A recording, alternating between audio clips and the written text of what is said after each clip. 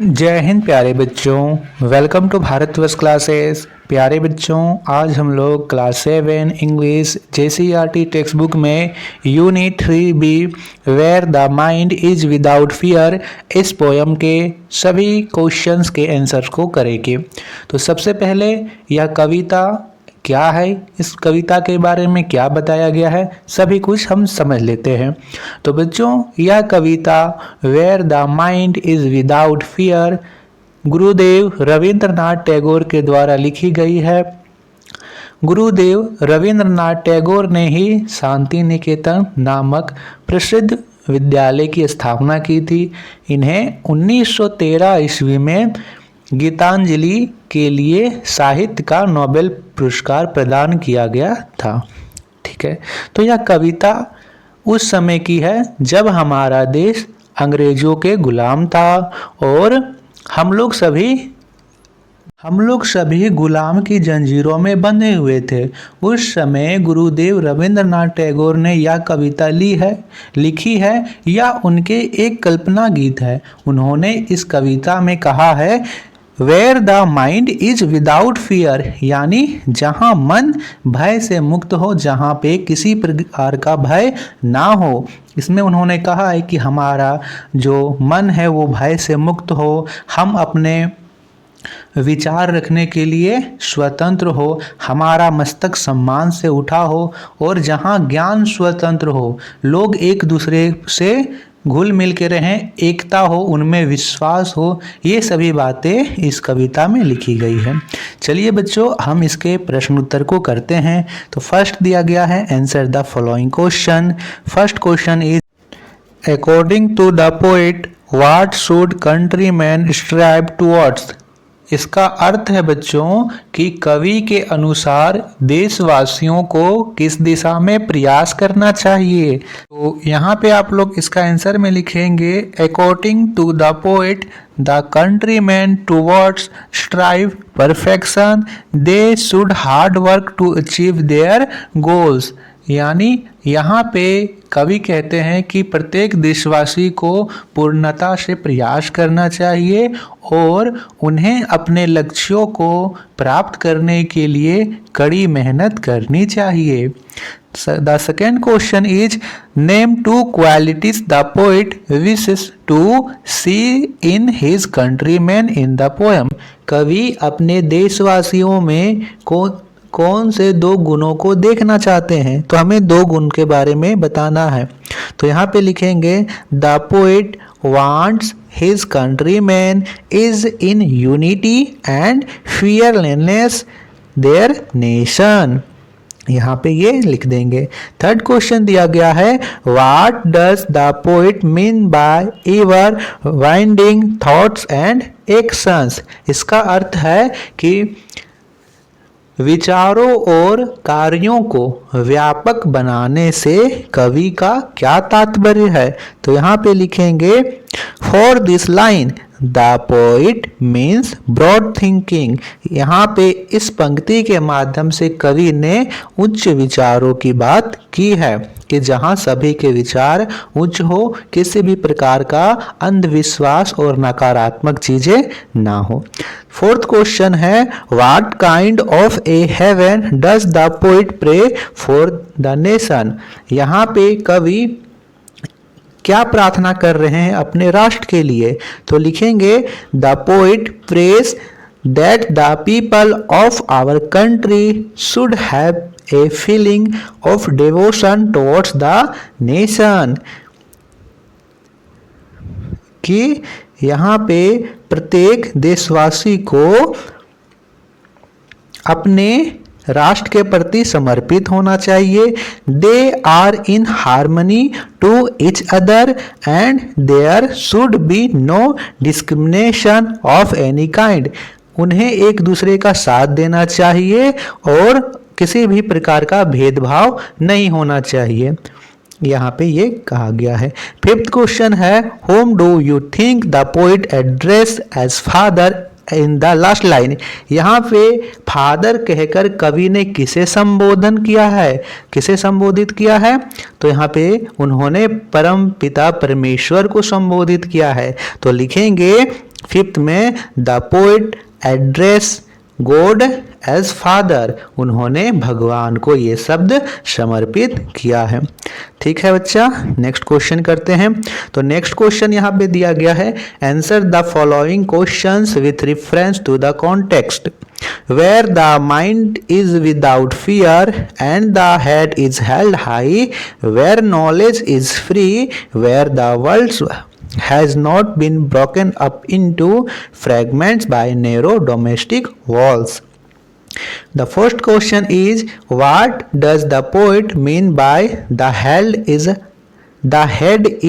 held high, यानी सिर ऊंचा रहे, इसका क्या अर्थ है?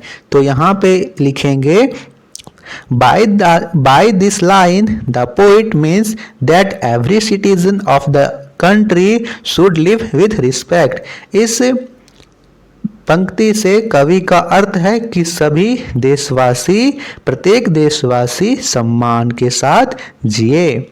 Explain what does the poet mean by where knowledge is free, जहां ज्ञान मुक्त हो, इस पंक्ति से कवि का क्या अर्थ है? तो यहाँ पे लिखेंगे, where education is free, the poet means that every citizen of the country should have the right to get education and it should be available to all. जहां ज्ञान मुफ्त हो से कवि का तात्पर्य है कि सभी को शिक्षा प्राप्त करने का अधिकार हो और वह सभी के लिए उपलब्ध हो, वहां पे किसी भी प्रकार का भेदभाव ना हो। What are narrow domestic walls? Narrow domestic walls का क्या है या फिर इसका क्या अर्थ है? तो यहाँ पे लिखेंगे, The narrow domestic walls mean division among people in their caste, color and religion. Narrow domestic walls का अर्थ है कि लोगों के बीच उसके रंग के आधार पर, रिलीजन के आधार पर और जाति के आधार पर बंटवारा।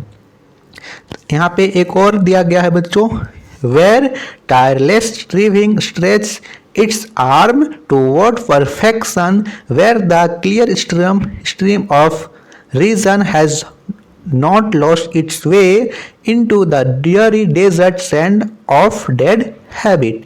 इसी से रिलेटेड फर्स्ट क्वेश्चन है, what does the poet compare reason and dead habit to. यहाँ पे कवि ने रीजन और डेड हैबिट की तुलना किससे की है?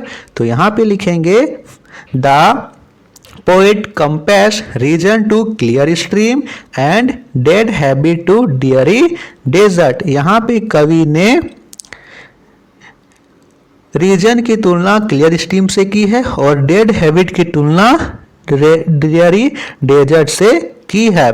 Which line means endless effort are made to achieve the best quality, यानी लगातार प्रयास करने से हम बेस्ट को पा सकते हैं। किन पंक्तियों से यह पता चलता है?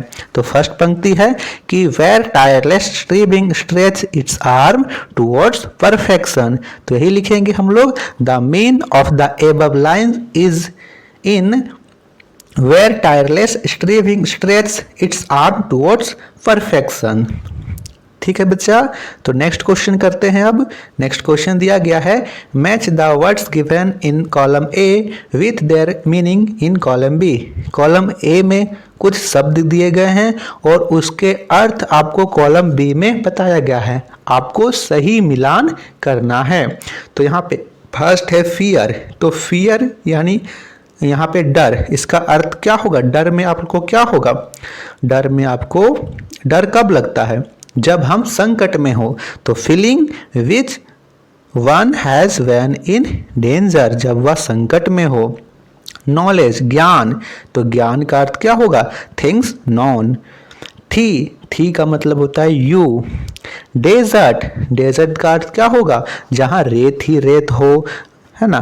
तो यहाँ पे large sandy piece of land. Without, तो विदाउट मतलब नॉट हैविंग, ये आपको मैच कर लेना है।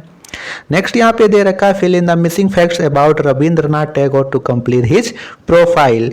बोर्न, रविंद्रनाथ टैगोर जी का जन्म कब हुआ था? आपको डेट के साथ बतलाना है। तो आप लोग नोट कीजिए, 7 मई 1861।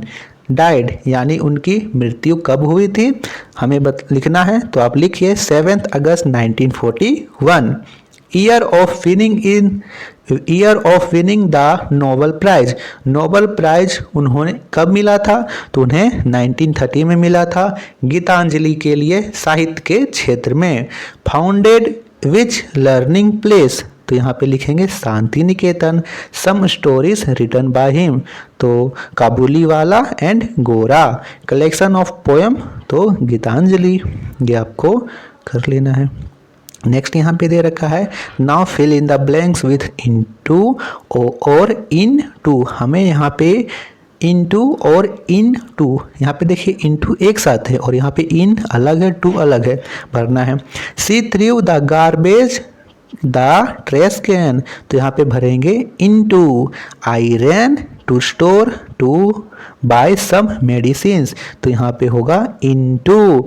The moved the functions avoid the rain, तो यहाँ होगा इन टू, अलग अलग होगा। The mechanic came fix the television, तो यहाँ पे इन टू, अलग अलग होगा, in to. The girl turn a beautiful princess, तो यहाँ पे एक साथ होगा into. The girl turn into a beautiful princess. तो बच्चों ये थे प्रश्न उत्तर पाठ 3B या फिर यूनिट 3B के। आशा करता हूँ कि आपको ये चीज़ें समझ में आई होगी। आपको किसी भी प्रकार का डाउट हो तो आप कमेंट्स कर सकते हो बच्चा, और इस वीडियो को लाइक और शेयर ज़रूर कीजिएगा। भारतवर्ष क्लासेस पर नया है तो सब्सक्राइब ज़रूर कीजिएगा। वीडियो देखने के लिए आपका बहुत बहुत धन्यवाद।